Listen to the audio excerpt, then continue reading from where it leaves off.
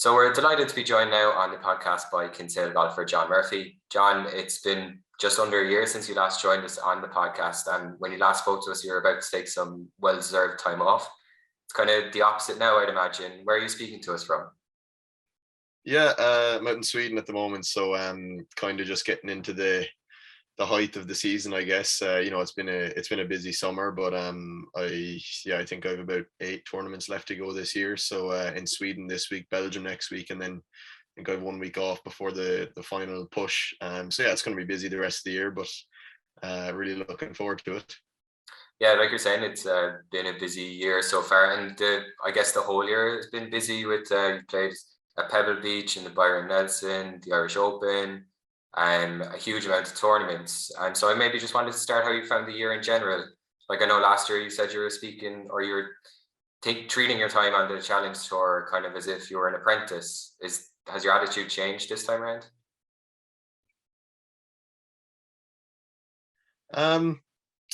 Yeah, I mean, I suppose this is my first full year. The last kind of playing off limited starts, didn't have full playing privileges on the Challenge Tour. So this year I do. So I'm kind of, I suppose, I have a bit more freedom in terms of I can pick and choose my schedule and decide when I want to take weeks off, when I don't want to take weeks off. So yeah, but I mean, at the same time, it's my first full year. So I'm learning a lot about myself and my energy preservation and how I can mentally prepare myself for these stretches of golf coming up, because this is my 6th tournament in a row here. It's the 6th week in a row where I'm on the road, new house every week, new Airbnb, new hotel, whatever. So certainly there's some adjustment with regards to that.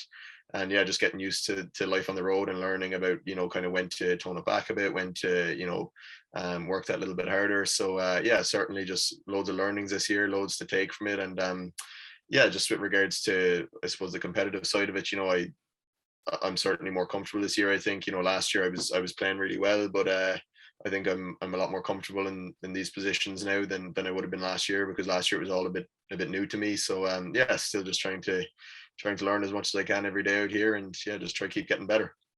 And did you have any kind of specific aims at the start of the year? Like, did you want to reach a certain, I know rankings are kind of important, let's say, but did you want to reach a certain rank, or did you want to do 2 top 10s like you've had, or was there anything in particular you were aiming for?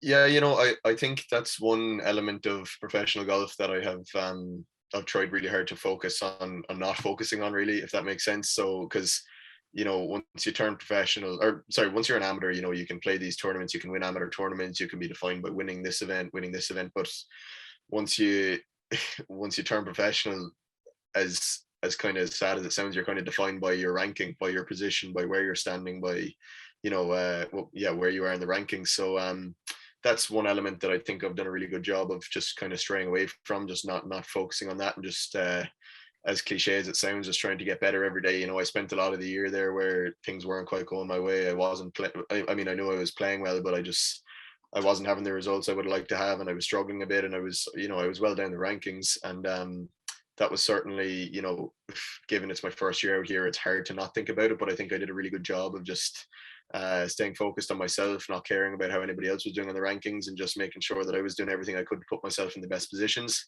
And I think I did a pretty good job of that. And then, thankfully a couple of good weeks came around and managed to leap a long way up those rankings, which has helped a lot for the rest of the year, has given me a lot of confidence going forward. And yeah, I mean, we still have a lot of golf to play, so hopefully hopefully plenty more good to come. Is that something you have to work at, like on and or off the course, trying to not focus on how other people are doing?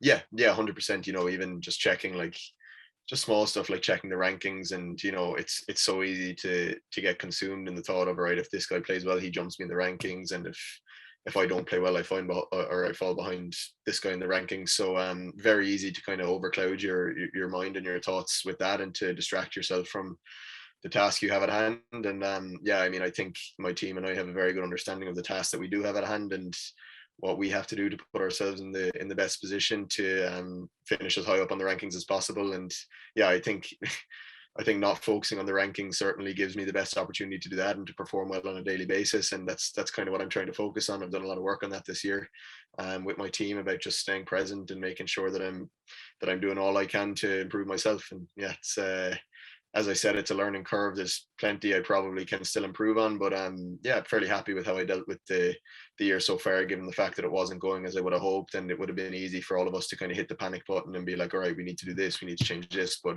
no, just trusted what I was doing, trusted the advice I was being given around me, and yeah, feel good about my game now. And I'm in a good place. I've been making, yeah, I suppose made the last number of cuts in a row, been playing well, and yeah, as I said, hopefully I can continue to do that.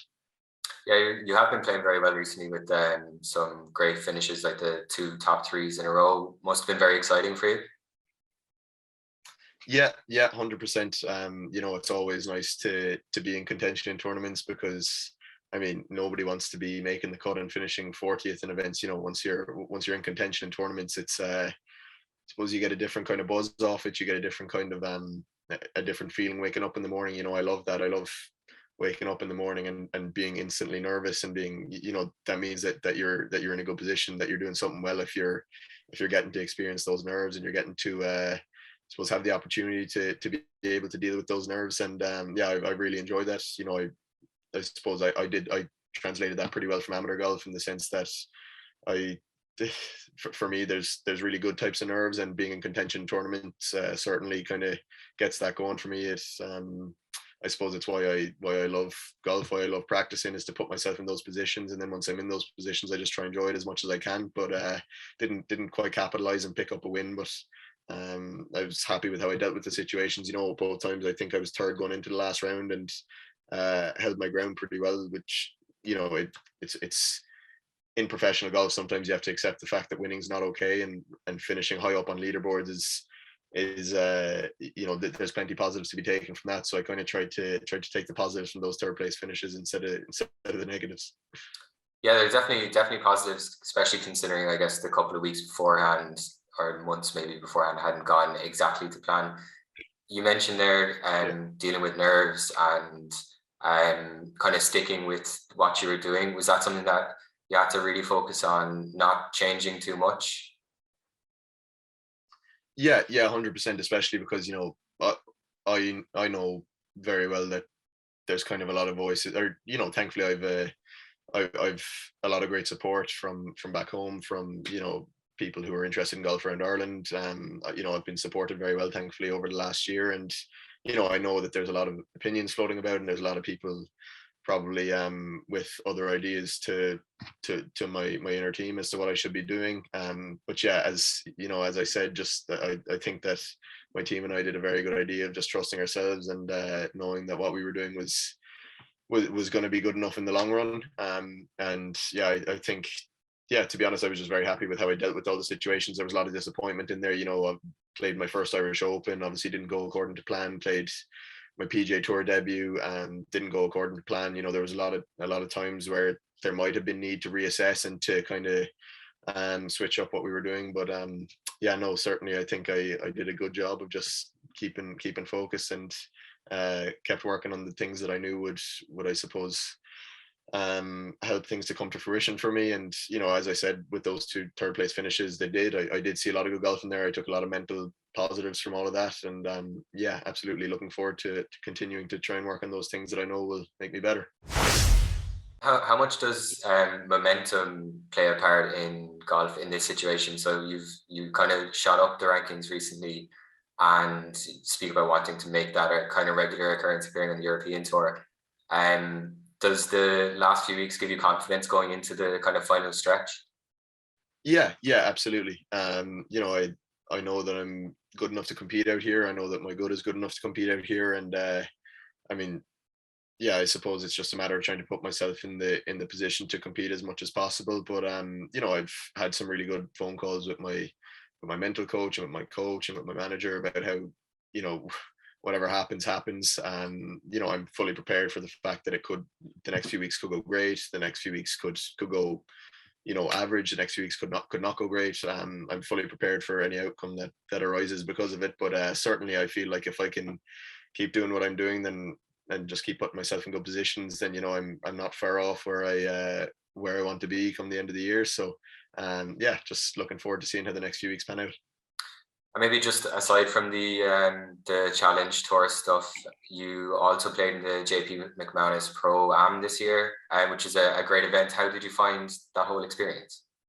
Yeah, that was pretty unique. All right, just given the fact that a lot of the events I played this year were very high intensity. Obviously a lot of pressure, a lot of emphasis on score, how you're scoring. But I think that was an event, the JP McManus, where that was kind of pushed to the side just because it was such an amazing event. Everybody that was playing in it was just there for as much as they wanted to play well. It was a very enjoyable event. The dinners were very enjoyable every evening, getting to meet some people that I never even dreamed of meeting. It was certainly unique just to be able to have that social side of the event, which we don't do a whole lot as golfers, to be honest. And yeah, just getting to compete in front of those crowds and just enjoy that experience on one of the best courses in the world was certainly an experience that I'm very grateful I got. I realize how lucky I am to have had that opportunity to play the JP McManus Invitational, and yeah, just an incredible place full of incredible people, and yeah, wish I could do it all again. Yeah, if that was every week, it might be a little bit less stressful, I'd imagine. Yeah. Well, yeah, I suppose, yeah, but it was on a Monday, Tuesday. So then I think I flew on the Wednesday to play a tournament. I flew out to Paris to play a tournament. So I'm not sure how good it was in terms of my my energy preservation for that tournament, but certainly, yeah, an experience that I'll never forget. Probably the best 2 days I've ever had on a golf course. So as I said, I'd love to do that every week. Thanks very much for joining us on the podcast, John. Best of luck for this weekend. You have a couple of training days before you tee off. Yeah, played 18 today, and then I'll probably take it easy tomorrow. Just do some practice on the range and get some numbers dialed in, and get ready to go Thursday morning. Well, best of luck. Thank you so much for joining us. No bother. Thank you very much for having me.